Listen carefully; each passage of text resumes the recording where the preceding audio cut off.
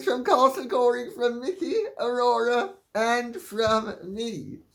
Well, without further ado, I am going to plunge right in, if I am permitted to do so, by my baby girl, with what Clodagh Nye Gallagher has to say. Dear Lady C, you are looking very elegant today. I think she's referring to my Ritz tog. What do you think about the reports that the Crown is going to present Diana as a ghost and also as pregnant in the forthcoming final episodes? Once again, it is very strange that Todger and wretched Meghan have no comments to make on these developments, given that Todger is the self-proclaimed curator of his mother's legacy, and Meghan is her reincarnation. Looking forward to meeting you in person in April, Clodagh. Thank you very much, Clodagh. I look forward to meeting you in April too. Well, yes. I mean, I haven't seen The Crown or these episodes, and I'm not even sure I'm going to bother to do so.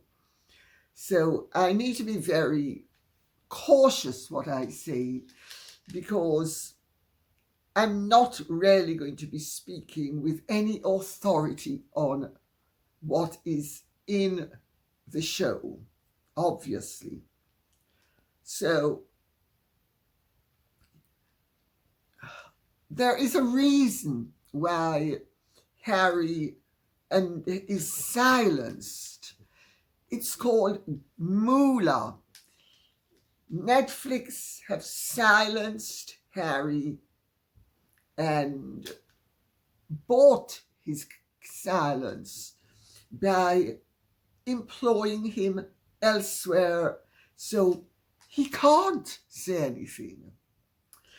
And my understanding is that when the Crown, which is tremendously successful, has run its course, which it is about to do, it frees Netflix to sever relations with Harry and Meghan and cut them loose if they decide it is in their Netflix's interest to do so.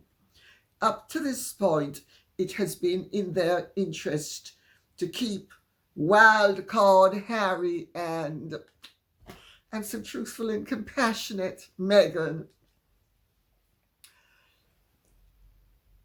neutralized, let's put it that way, neutralized by other contractual obligations. So there's that element to why Harry would be silent. Well, Meghan, of course, is silent because she's Diana's reincarnation. And Diana lost her voice when Meghan actually absorbed her spirit. Oh.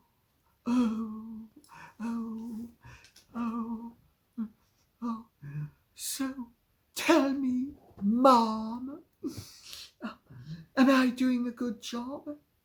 Oh, yes, you are. Oh, Maxie baby, I'm so pleased with you.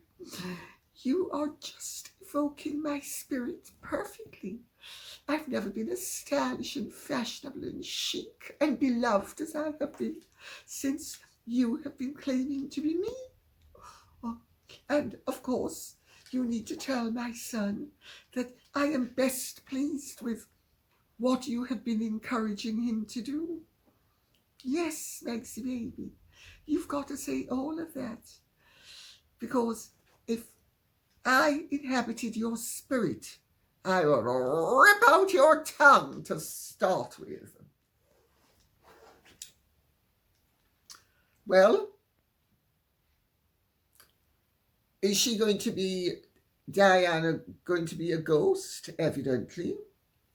Oh, the little snippet I saw seemed to be very artistically done. There's no doubt that Netflix is superior entertainment and it's beautifully done. They are tastefully tasteless. They are chicly vulgar. They are splendiferously tacky. There's nothing wrong with the presentation. The presentation is all it should be. It's the content that's the problem. Are they going to assert that she was pregnant?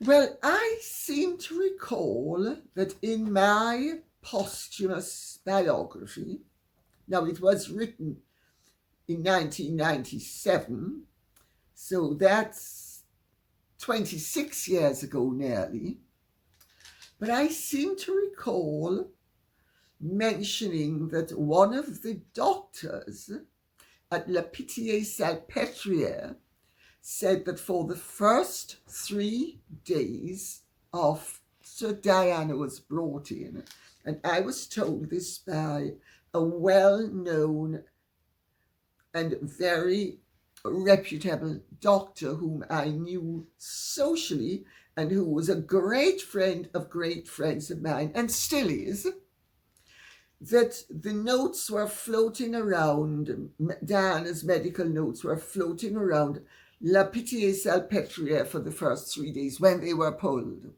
and that the notes said she was pregnant.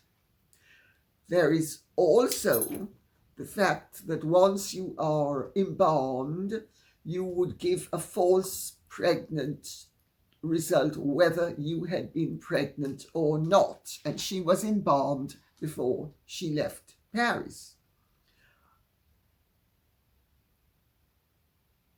If she was pregnant, she was very slightly pregnant. It was very recent. Of course, she went on a cruise that a friend of mine, Chrysanthi Lemos, lent one of her husband Panayotis's boats to Diana a few weeks before she died, and she went on a cruise with Rosa Mountain. And according to Rosa, Diana was, her menses were presenting themselves, according to Rosa. But then according to Rosa, Diana was not going to marry Dodi. And according to Rosa, the sun rose in the north and set in the south. And according to Rosa, pigs fly. So I'd sooner believe the doctors than Rosa Monkton. But Rosa Monkton has always been desperate to prove the closeness of her friendship with Diana, and at the same time to discredit the possibility of anything serious with Dodi, notwithstanding the fact that the facts speak for themselves, and Rosa Monkton is speaking through the orifice upon which I am sitting. I have my suspicions as to why she behaves like this. And also, Diana died before she was able to make it apparent to the world that Rosa had joined the long list of the dumped. But Diana was so beat off with Rosa after that trip on Panayotis and Chrysanthe's boat that she didn't want to see Rosa ever again. Now, that was Diana's version. Of course, Rosa, I'm sure, knows better than Diana did. So, who knows? And quite frankly, who cares? It's all so long ago. And you can't change what happened. And whether she was pregnant or not is neither here nor there. Oh, what is obvious is that she was definitely indulging in conjugal relations with Dodi, very happily indulging in them. So that's indisputable. And as for the rest, it doesn't really matter anymore, does it? The poor woman died tragically. It's a real tragedy that somebody so young with so much to live for should die so prematurely. And I think, really, she's best left to rest. Unfortunately, being a historic figure, she's not going to be allowed to rest. So, Partly Cloudy says, Lady C, can you explain to me why the king is still using the Prince of Wales feathers in his Prince's Trust? Doesn't that logo now belong to William? Why hasn't the king changed the Prince's Trust logo? And also, why hasn't he changed the name to something like the King's Trust or His Majesty's Trust? In my opinion, that needs to change. William has the right to use the Wales Feathers logo, and the king needs to let that part go. He is no longer Prince of Wales. Well, Partly Cloudy, this is one of two questions you have asked, and I'm going to read this one out, then I'm going to read the other one out, because you've asked two really interesting questions. My understanding is that the king is in the process of renaming the Prince's Trust the King's Trust or some such thing. And because it's his baby, and William doesn't have a commensurate trust at the moment.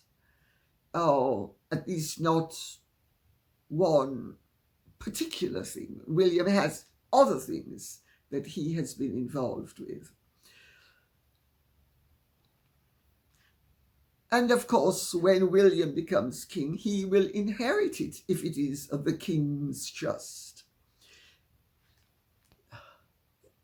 My own feeling is that if it's Charles's baby and he wants to move the crib into his majestic quarters, he should do it. Otherwise, it should be surrendered to William. But it's not going to be surrendered to William. It's Charles's baby, and he evidently loves it. But he is in the process of changing, okay? And your second question is, dear Lady C, why is the Express pushing out nonsense about Charles abdicating at age 80? William does not want to be king.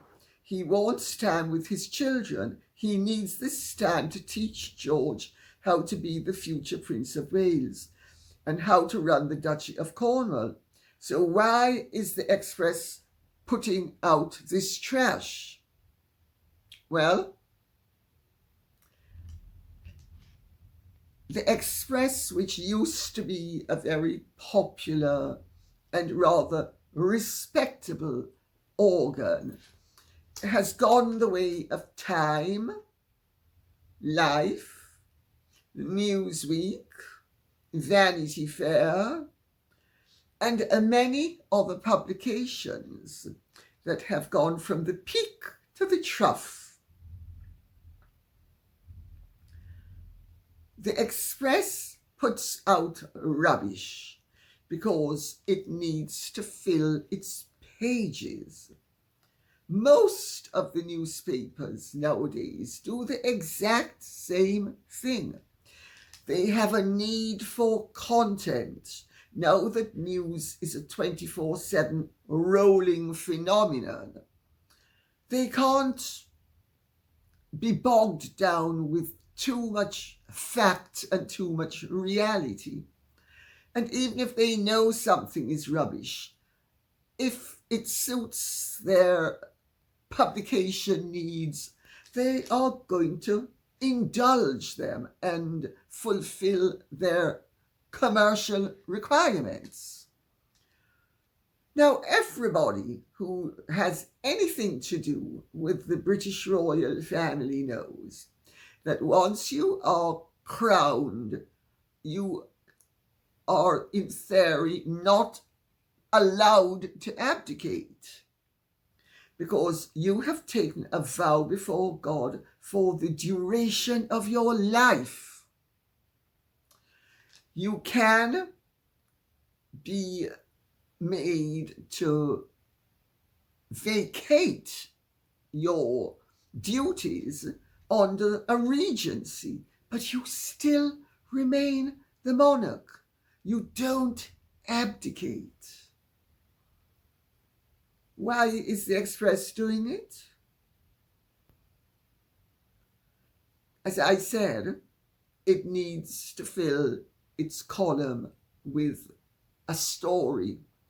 And it doesn't matter to them if the story is true or false, if it's credible or not. Even if the public sees through them or not. It's not only Harry and Meghan who have a cynical take on what the public will absorb. The Express does as well. I have to say, when I was young and the Express was a Beaverbrook newspaper, it was really well done. My sister-in-law, Jeannie Campbell's uncle, owned it and ran it, and before that, her grandfather, the great Lord Beaverbrook, owned it and ran it, and it was one of the top newspapers in the country. When I was in my 20s, William Hickey was the social column, gossip column really, of the day. Now, I'm not even sure William Hickey exists. And if it does, nobody reads it. I mean, the fact that I don't even know if it exists should tell you all that needs to be told about its stature. Let's put it that way. Connie Hanley says, "Hi, Lady C." Hello, Connie Hanley. "I think you have started a fad. Just about all the people I have seen on TV and on the streets are wearing the likes of your tiara headbands. And I must say they don't look as royal or wonderful as you do." It is a great fad, though. Applause. Connie Hanley, thank you very much. I don't know that I've started a fad. Maybe I anticipated that a fad was coming and got in there before it actually started, but I don't think I necessarily started it. You know, when I was at FIT, and I mean, now this is 1967 to 1970, so that's nearly what? 50-something years ago. I would figure out what are the possibilities that are desirable for the next coming trend. And I alighted upon evening shorts. I was doing evening shorts for She and Abracadabra in 1968. Evening shorts, if I remember correctly, didn't start until either 1969 or 1970, at which point they were called hot pants. Well, I don't think I discovered evening shorts, the way Christopher Columbus discovered Santo Domingo and Jamaica. And people think he discovered America. In fact, he never went to America. So America is from Amerigo Vespucci. So, but I certainly alighted upon that there was, so to speak, a gap in the market, and I filled it. And I suspect I have done the same thing with hairbands. Also, from my point of view, they serve a very practical reason. They keep your hair neat. It means you don't need to waste time with the hairdresser or styling your hair yourself, which you have to do without hairbands. Sorry. So, I mean, to me, it's a practical matter. And I started to wear them, which I've occasionally in the past worn them. I used to wear them in the 90s. Yes, in the 90s. Because I have photographs of myself with my aunt in my brother's flat in 1994 and 1995 with me with hairbands. And then I don't even remember now how I happened upon the choice of hairbands in the last, I think it's about year to 18 months. Oh, I really don't remember. Sorry. It just seems to have happened. And it snowballed from there. I bought a few, then I bought a few more, and then people liked them. And then I discovered how practical it was to wear them. And then some wonderful people have sent me gorgeous hairbands. For instance, the hairband I wore in Paris was sent to me by someone. It's absolutely splendid, isn't it?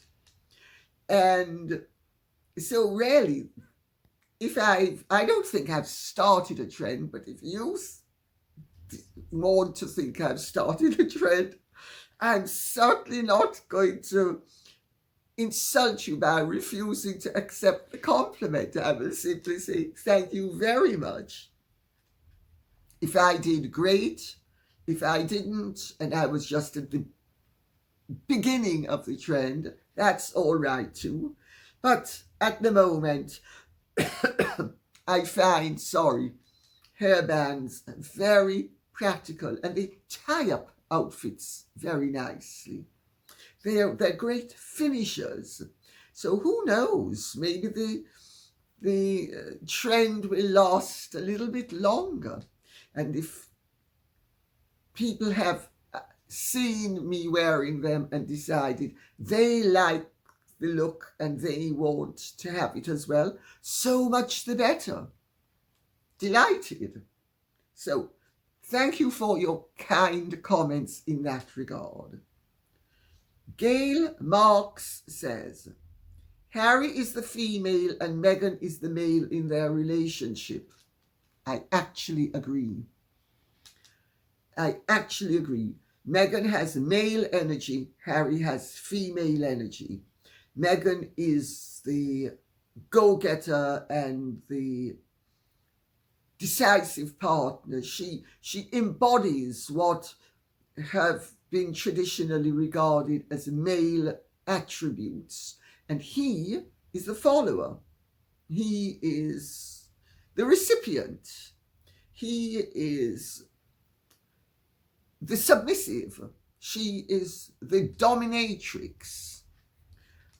So the roles are flipped. I saw it as well with my parents. I think it's a feature of narcissistic relationships where the female is the narcissist or the more narcissistic of the two partners in the relationship.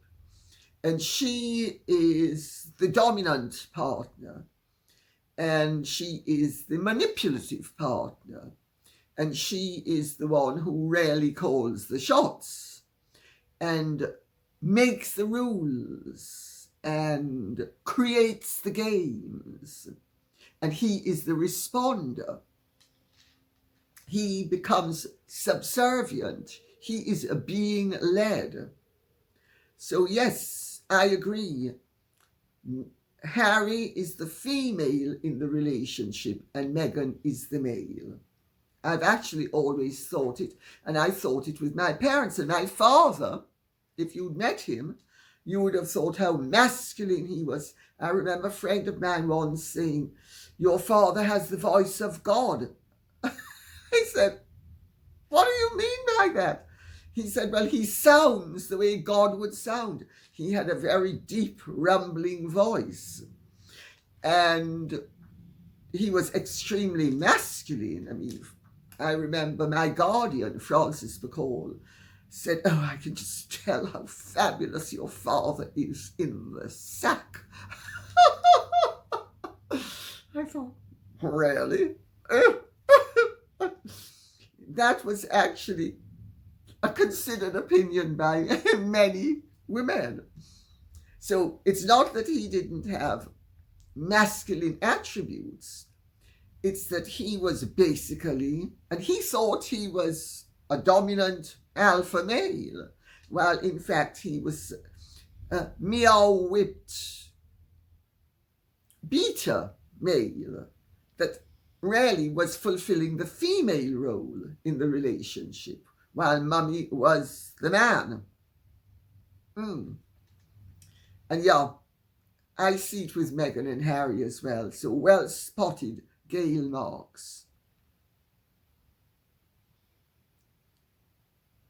Eshi Strick says, at the Fiji market, she showed her white privilege by embarrassing the wonderful Fijian ladies. This was before she chose to become known as non-white, and showed her true colours and lack of respect towards a predominantly dark nation. Despicable. The Fijians are our close neighbours, and I don't like them being treated with such disrespect. Love from an Aussie. Meghan has, I am told by people who know her very well, has always had disdain for anybody she regarded as beneath her. And anybody who is what you or I would regard as her equal, she regards as an inferior. And the only people that she evidently cultivates, or I should rephrase that, the only people she treats decently are those she wishes to cultivate. Everybody else she treats with disdain. And it is not surprising that a self-hating imitation of life character like Meghan Markle would disdain the more dark-skinned race, except when it is in her interest to do otherwise. Because at the root of her problem lies not only uncertainty, but distaste for being mixed race. I mean, this is something that goes back to her childhood.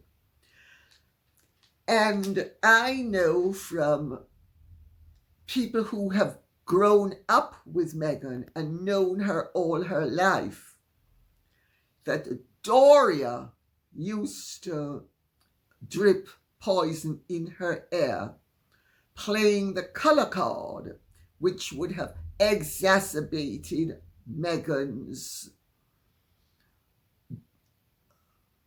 distaste and disdain and disturbance with regard to her identity.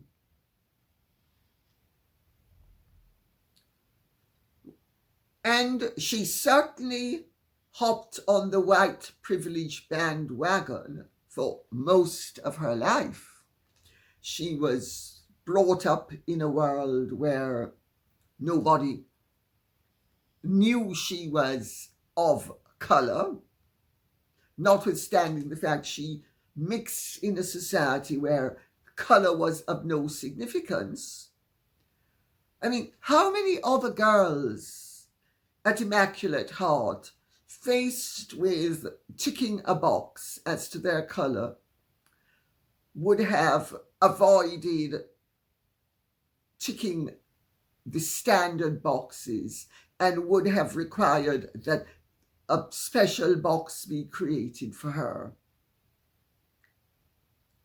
I mean, I ask that question because it impacts upon her attitude then and her attitude subsequent to then. So, I think the way she behaved towards the Fijian women was disgusting and disgraceful, but I also think she would have done it to white working class people as well. Maybe not quite so readily, but I think she would have done it to them as well. But what I think you are slightly, actually, I'm thinking this through. I think you're onto something, because I think she would have more covered up, actually, when I'm stopping to think of her conduct in other situations. I think she would have more covered up. But what got the better of her was that she was furious that an organization one of whose leaders had failed to provide her with the fulfillment of her demands was being represented. And it didn't matter because they were just ordinary Fijian people. You can depend upon it, she wouldn't have treated the children of a billionaire like that. Let me put it that way. Trisha E.C. Clark says, I believe the smear coming out right now is a prelude to legitimizing the forthcoming book, Endgame. Who knows what damage is intended when it is released? Another strange coincidence is that my feed is being swamped with a reinterpretation of Nostradamus' quadrant stating Harry will mysteriously become king after King Charles abdicates. Ridiculous manipulation, but all is fair in war, right? I would be concerned for the safety of Prince William and his family after Harry's wife stated they were one plane crash away from the throne. Well, Trisha E.C. Clark, I don't think Meghan's going to be tampering with the maintenance tools on any plane. I think that was an accurate observation that she made, and maybe it was rather optimistic and tasteless, but accurate, and showed that she has her finger very firmly on the succession pulse.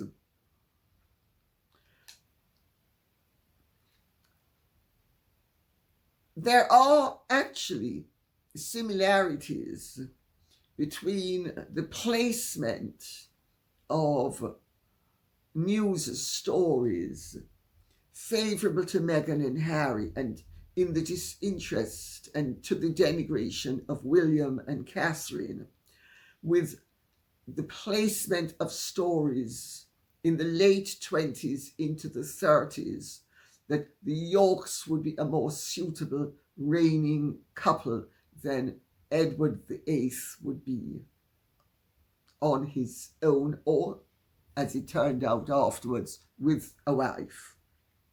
There are similarities, but there are massive differences worldwide.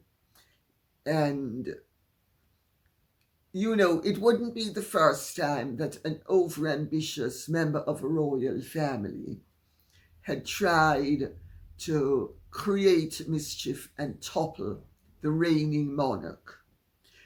The Duc d'Orléans, Philippe Égalité, tried it in the 1780s, assisted in the denigration of Marie Antoinette and Louis XVI, and undermined the prestige of the monarchy, hiring pamphleteers to print the most scurrilous, filthy scum about Marie Antoinette, in part about her personal life with the Princesse de Polignac, Gabrielle de Polignac,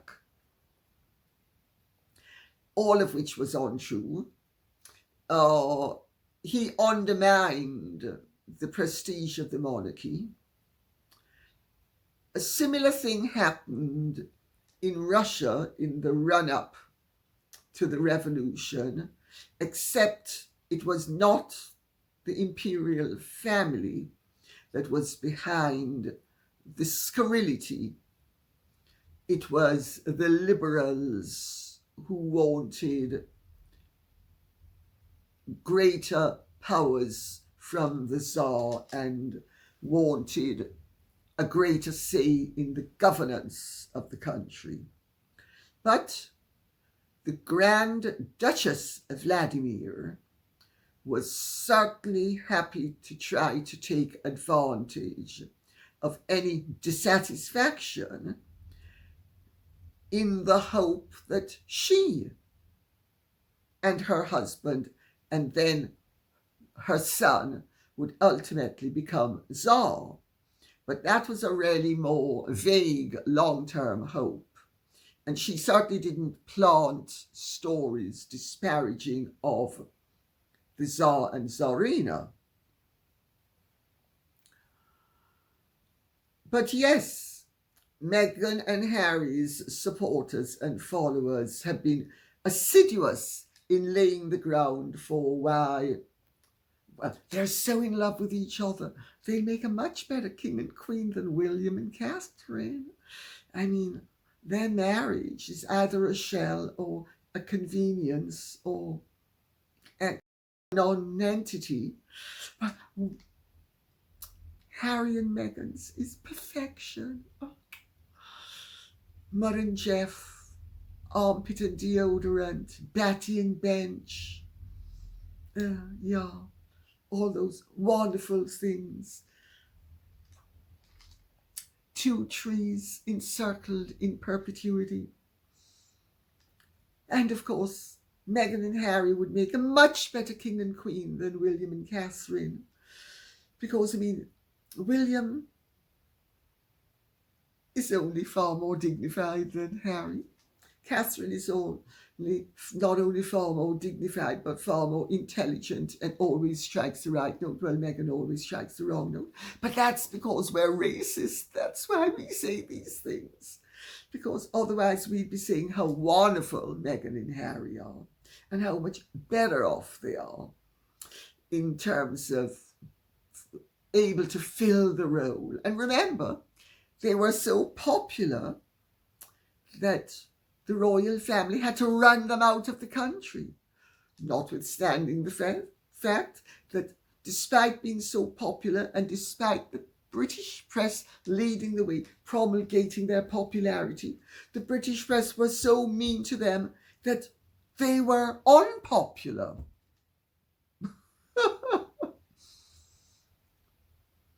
Nostradamus's quadrants, may I end up by saying, are open to interpretation and a misinterpretation.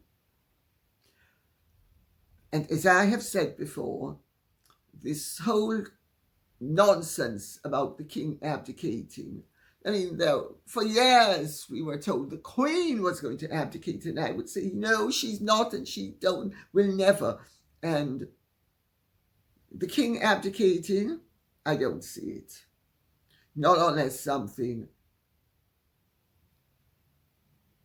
that is so outrageous happened that he was forced to. And that would be so unthinkable as to not be even worth thinking about. Jackie Gould says, this isn't doing the Sharkles any good at all. It just makes them more unpopular. Maybe they thought that by doing this, it would help Harry's case against the newspapers. Every time they try and say anything against Prince William, it just makes his popularity get even higher. Maybe whoever suggested this has a grudge against the Sharkles, and so is bringing them down from the inside. Jackie Gould, very interesting theory. I'm afraid in practice it doesn't stand up to examination. Presumably you are referring to the latest barrage of pro-Harry and Meghan stuff from Byline Times. Oh, Harry and Meghan were so popular that the royal family had to run them out of the country, notwithstanding the fact that they were not getting their just deserts from the press, which was not acknowledging how great and popular they were, although how else were they being reported as being popular? I mean, none of it adds up, none of it makes sense. But it's the narrative. David Sherborne needs to push this narrative. He has argued it in court. He has argued how Harry was a victim of a mean and vicious and nasty press. He is the basis, his arguments, his concepts are the basis for these recent stories, all of which fly in the face of fact and all of which have already been shot down not only by Mr. Justice Fancourt in court, but have been shot down outside of the courtroom. And none of it stacks up, none of it adds up. Do I think that somebody has a grudge against Harry and Meghan and is bringing them down from the inside? Well, that would have to be David Sherborne. But no, David Sherborne overestimated Harry's importance. David Sherborne was naive enough, or maybe naive is the wrong word, was expectant and hopeful enough, and maybe cynically detached enough to think, well, if it flies, my main supporters, that is Hugh Grant and Elton John, and hacked off, get censorship either through the front door or back door, doesn't matter. As long as they get it, that's all that matters. And since they weren't able to get it through the parliamentary process, I, David Sherborne, am trying to get it for them through legal precedent, which is the alternative route in this country. And as I would imagine, as far as David Sherborne was concerned, if the argument flew, so much the better. And if it didn't, Harry is expendable. It's worth a punt. It's worth a shot. I think it's punt. I really think it was highly speculative.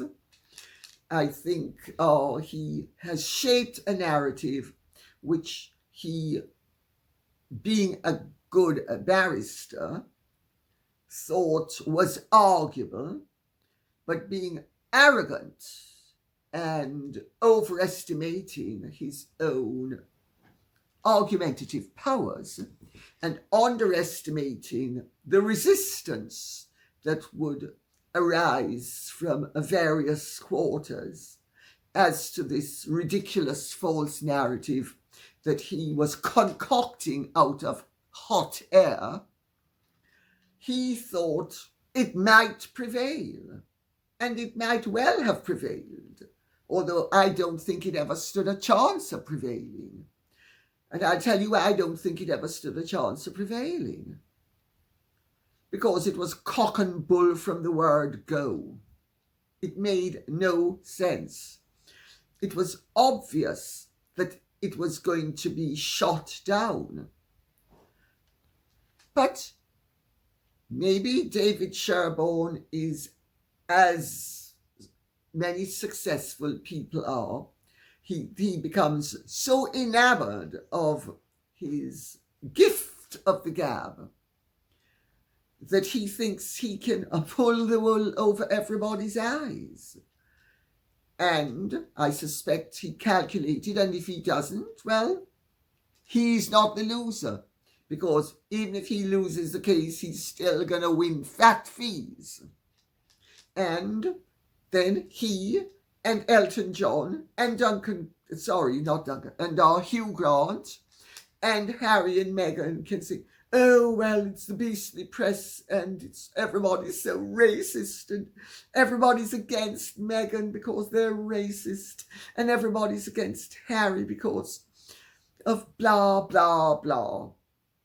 Delusional. The whole thing is delusional.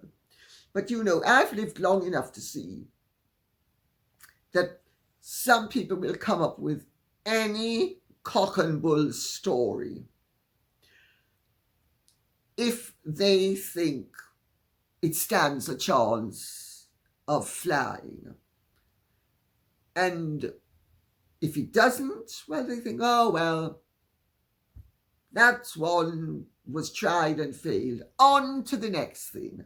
I think there's often a very cynical element to this sort of behavior. And on that note, I will say thank you very much for listening. I hope this has been of some interest to you. If it has, please keep the questions and comments coming in so I will know what you would like me to be speaking about with you. Okay? Thank you so much. God bless. And if you have truly enjoyed this, could you please like, share, subscribe, press the notification bell, and Godspeed.